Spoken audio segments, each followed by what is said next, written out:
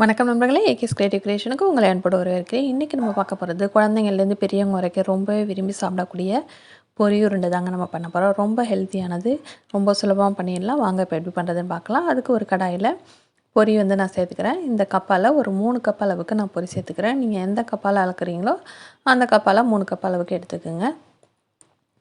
இப்போ நம்ம சேர்த்துருக்க அந்த பொரியை லைட்டாக அது சூடு வர அளவுக்கு வறுத்துக்குங்க. அது லைட்டாக ஒரு கிறிஸ்பியாக அப்படி உடையக்கூடிய பதம் வரணும்.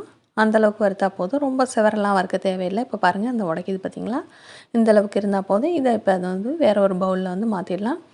மாற்றிட்டு இப்போ இதுக்கு வெல்லம் சேர்த்துடலாம். வெல்லம் பார்த்திங்கன்னா, நான் பொடி பண்ண வெல்லம் அதே கப்பால் 1 கப் அளவுக்கு சேர்த்துக்கிறேன்.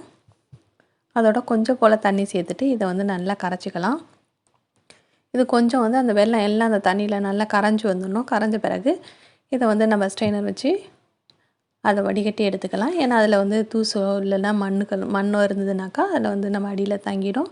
அதனால் லைட்டாக வடிகட்டிட்டு இப்போ நம்ம வடிகட்டின வெல்லத்தையும் மறுபடியும் கடாயில் சேர்த்துட்டு இப்போ நம்ம அதுக்கு பாகு பதம் ரெடி பண்ணிடலாம். பாகு பார்த்திங்கனாக்கா நல்ல ஒரு கெட்டியான பதம் வரணும். அதாவது அந்த 3rd ஸ்டேஜ், அதாவது இந்த முருகலாக வரும் பார்த்திங்களா, அந்த கெட்டியாக நம்ம கைகளில் எடுத்தாக்கா அப்படியே எடுக்க வரணும். அந்தளவுக்கு ஸ்டேஜில் நம்ம பாகு ரெடி பண்ணிக்கணும். இப்போ பாகு பார்த்திங்கன்னா நம்ம செக் பண்ணிடலாம்.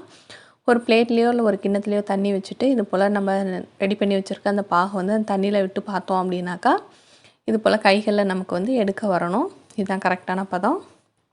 இந்த ஸ்டேஜில் நம்ம அந்த பாகு நம்ம பொரியில் கொட்டி நல்லா கலந்து விட்டுடலாம். அந்த பொரியில் எல்லா பக்கங்கள்லேயும் அந்த வெல்லம் நல்லா கோட் ஆகணும். அதுபோல் நல்லா கலந்துடுங்க. ஓரளவுக்கு அது சூடாக இருக்கும் போதே கைகளில் கொஞ்சமாக எண்ணெய் தடவிட்டு நீங்கள் இது போல் ரவுண்டாக உங்களுக்கு எந்த சைஸுக்கு வேணுமோ அந்தளவுக்கு பொரியை எடுத்து நீங்கள் இப்படி உருட்டிக்கணும். கொஞ்சம் சூடாக இருக்கும்போது பண்ணால் தான் அது உருட்ட வரும். ஆறிட்டுனா உதிர்ந்துடும். இப்போ பாருங்கள், நமக்கு சூப்பராக பொரி உருண்டை ரெடி ஆகிடுச்சு. கண்டிப்பாக அந்த வீடியோ உங்களுக்கு பிடிச்சிருக்குன்னு நினைக்கிறேன். பயனுள்ளதாகவும் இருந்திருக்குன்னு நினைக்கிறேன். அதனால் மறக்காமல் லைக் பண்ணுங்கள், ஃப்ரெண்ட்ஸ் அண்ட் ரிலேட்டிவ்க்கு ஷேர் பண்ணுங்கள், முக்கியமாக கமெண்ட் பண்ணுங்கள். வேறு ஒரு இன்ட்ரெஸ்டிங்கான வீடியோட உங்களை மீண்டும் சந்திக்கிறேன். வணக்கம்.